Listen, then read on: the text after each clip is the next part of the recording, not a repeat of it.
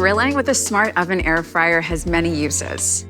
The grill function delivers top-down heat at high temperatures and is designed to brown, melt, and crisp the top side of your food evenly, which can be a challenge in more traditional ovens or grills. It's excellent for cooking various cuts of meat, poultry, fish, sausages, and vegetables, as well as open sandwiches. Today, we're making a delicious open steak sandwich. So let's look at how to set up your smart oven air fryer to do it. First, insert the wire rack to the middle position. Use the top position for thinner meat and the middle position for thicker cuts. Drop the grilling rack into the pan and place your steak in the center so that the Element IQ system can move heat around the steak evenly for optimal results. Use the function dial to select the grill function. Use the temperature dial to adjust from temperature settings of low, medium, or high.